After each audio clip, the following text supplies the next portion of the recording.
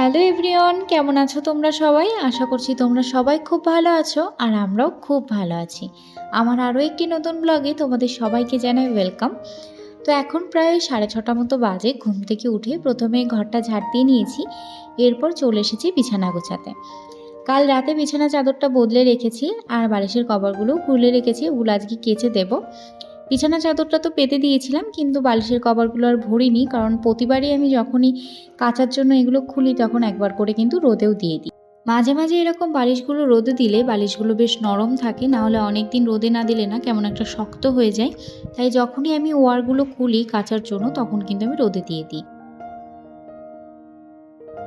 ওগুলোকে রোদে দিয়ে চলে এসেছি, যে জামা কাপড়গুলো কাচবো বলে নামিয়েছিলাম সেগুলোকে এখন ভিজিয়ে দেব। এখন তো আর কাচবো না, এগুলো এখন ভিজিয়ে রাখছি, এরপর সমস্ত কাজ সেরে রান্না টান্না সেরে এগুলোকে কেচে দেব।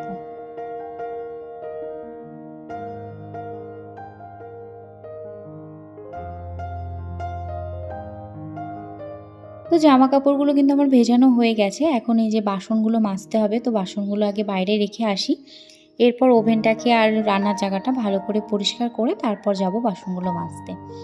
তো আমি প্রথমেই সার্ফ দিয়ে কিন্তু ওভেনটাকে ভালো করে পরিষ্কার করে নিচ্ছি।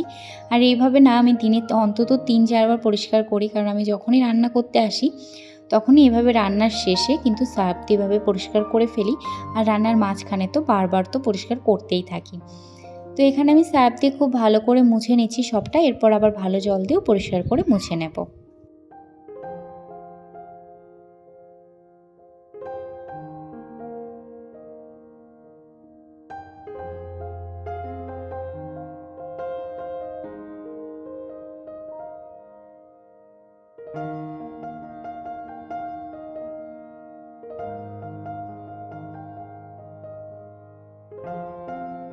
সব কিছু পরিষ্কার করে মুছে বাসনগুলো ধুয়ে নিয়ে চলে এসেছি। এখন বাসন রাখার জায়গাটা পরিষ্কার করে একটু মুছে নিচ্ছি, এরপর বাসনগুলোকেও জল ঝরতে দিয়ে দেব।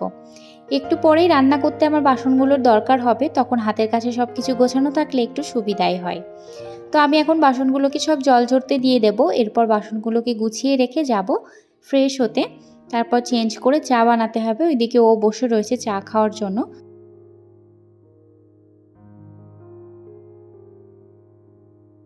ফ্রেশ হয়ে চেঞ্জ করে সকালের চাটা কিন্তু বসিয়ে দিয়েছি, আজ একটু দুধ চাই করব। আর এই চা বানানোর সসপ্যানটা না নতুন কিনেছি, কেমন হয়েছে তোমরা অবশ্যই জানিও।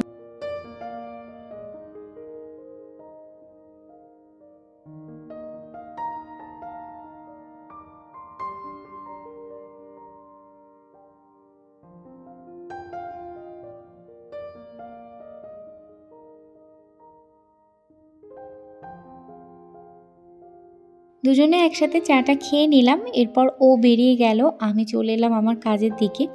ও আর আজ সকালে রুটি খাবে না বলছে, তো আজকে ভাতই খাবে, তাই সকালে আর দুপুরের জন্য একবারে ভাতটা বসিয়ে দেব।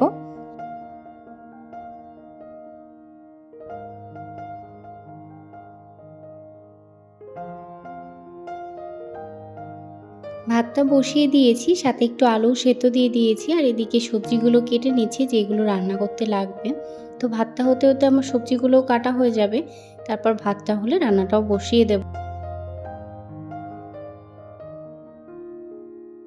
ভাতটা হয়ে গেছে, আমি ফ্যানটা ঝরিয়ে নিয়েছি, এবার কড়াটা বসিয়ে দিয়েছি। তো এখন সবজিটা করব, আজকে একটু উচ্ছে আলুর ঝোল করব। আমার শ্বশুরবাড়িতে এই উচ্ছে আলুর ঝোলটা কিন্তু সবাই খুব ভালো খায়, কিন্তু আমি খেতে পারি না, কারণ আমার ভীষণই তিতো লাগে আর আমি তিতো খেতে একদমই পারি না। তো ও বললো আজকে উচ্ছে আলুর ঝোল খাবে, আর এই গরমে এরকম পাতলা ঝোল ভালোই লাগে। তো ওর জন্য এখন উচ্ছে আলুর ঝোলটা করব। তার জন্য প্রথমে তেলের মধ্যে শুকনো লঙ্কা সর্ষে ফোড়ন দিয়ে উচ্ছেটাকে একটু ভালো করে ভেজে নিয়েছি, তারপর আলুটা দিয়ে আবারও কিছুক্ষণ ভালো করে লাল করে ভেজে নেব। নুন হলুদও দিয়ে দিচ্ছি, তারপর ভালো করে ভেজে এর মধ্যে জল দিয়ে ফুটিয়ে নামিয়ে নেব। উচ্ছে আলুর ঝোলটা আমার প্রায় হয়ে গেছে, সামান্য চিনি দিয়ে এটাকে আরেকটু ফুটিয়ে নামিয়ে নেব। আজ একটা নতুন জিনিস তোমাদের সাথে শেয়ার করব, সেটা হলো আলুর খোসার বড়া। এটা আমি আমার শাশুড়ি মায়ের থেকেই শিখেছি, উনি কিন্তু এরকম আলুর খোসা দিয়ে বড়া ভাজতেন, বেশ ভালোই লাগে খেতে। এটা বানাতে তেমন কিছুই লাগে না, শুধু আলুর খোসাগুলোকে খুব ভালো করে ধুয়ে নিতে হবে, তারপর তার মধ্যে একটু বেসন, নুন, হলুদ আর লঙ্কা গুঁড়ো দিয়ে এটাকে মাখিয়ে তেলে ভেজে নিলেই হয়ে যাবে। উনি অবশ্য বেসন দিতেন না, দিতেন ময়দা, তবে আমি বেসনই দিয়েছি। তো এখনকার মতো আমার রান্না তো হয়ে গেছে, আলু সেদ্ধ ভাত, উচ্ছে আলুর ঝোল আর আলুর খোসার বড়া।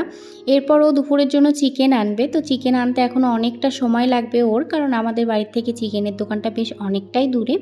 তো ও আস্তে আস্তে আমার বাদবাকি সমস্ত কাজগুলোও আমি সেরে নেব, তারপর ও চিকেনটা আনলে তারপর চিকেনটা রান্না করে নেব। যে বালিশ কাঁথাগুলো রোদে দিয়েছিলাম সেগুলো নিয়ে চলে এসেছি, এখন বসেছি চুলে একটু তেল দিতে। বেশ অনেক দিন হয়ে গেছে চুলে তেল দেওয়া হয় না, চুলটা অনেকটাই রাফ হয়ে গেছে। আগের মতো চুলের বা ত্বকের কোনোটারই আর যত্ন নেওয়া হয় না। আমরা যারা হাউসওয়াইফ আছি তারা কিন্তু সব কিছুর জন্য সময় বার করতে পারি, সেটা সংসারের কাজ হোক বা পরিবারের মানুষদের খেয়াল রাখা হোক। আমাদের কাছে সমস্ত কিছুর জন্য সময় অ্যাভেলেবেল, শুধু নেই নিজের জন্যই সময়।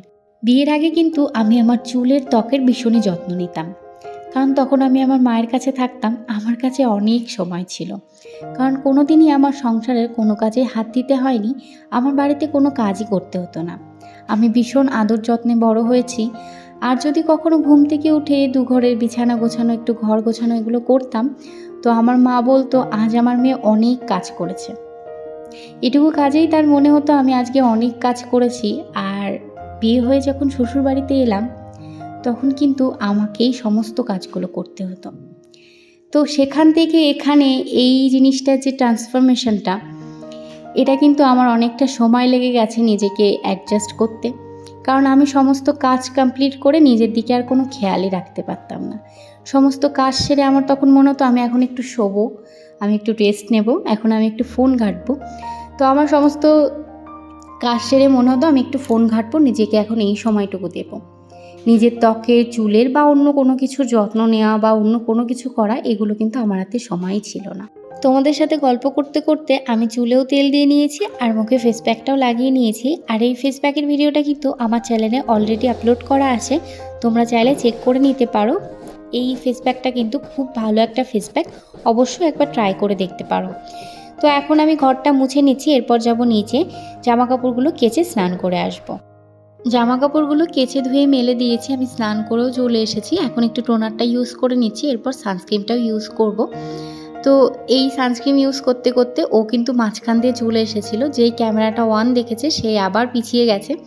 আসলে ক্যামেরার সামনে না আসতেই চায় না, তো সেজন্যই আমি হাসছিলাম। এরপর আমি একটু রেডি হয়ে নিলাম, এখন যাব পুজোটা দিতে। তো চলো পুজোটা দিয়ে নিয়ে এরপর আবার রান্না রয়েছে।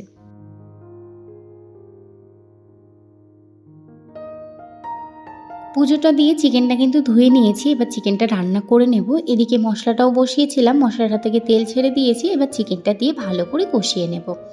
ওদিকে কিন্তু আমার জামা কাপড়গুলো শুকিয়ে গেছে, এখানে ওই 10 থেকে 15 মিনিটের মধ্যে কিন্তু জামা কাপড় শুকিয়ে যায়। তো জামা কাপড়গুলো তুলে এনে ভাঁজ করে নেব।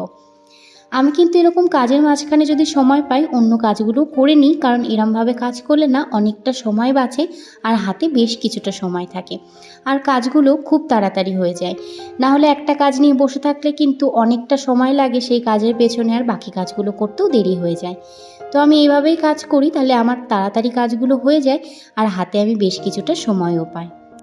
এখন প্রায় ওই 1টা মতো বাজে, আমার কিন্তু সমস্ত কাজ হয়ে গেছে। এখন শুধুমাত্র বাকি আছে চিকেনটাকে নামিয়ে দুপুরে লাঞ্চটা করে নেওয়ার। তো দুপুরে লাঞ্চ করে কিন্তু বসবো আমি ভিডিওটা এডিট করতে। দুপুরে লাঞ্চ করে আমার আর রেস্ট নেওয়ার মতো সময় থাকে না, আমি বসে পড়ি ভিডিওটা এডিট করতে, কখনো কখনো রাতেও করি। তো এখানে জামা কাপড় ভাঁজ করা হয়ে গেছে আর ওদিকে চিকেনটাও কিন্তু হয়ে গেছে। তো আজকের ভিডিওটা এই অবধিই রাখছি। যদি ভিডিওটা ভালো লেগে থাকে লাইক কমেন্ট করে দিও, সাবস্ক্রাইব করতে ভুলো না। দেখা হচ্ছে নতুন আরও একটি ভিডিওতে।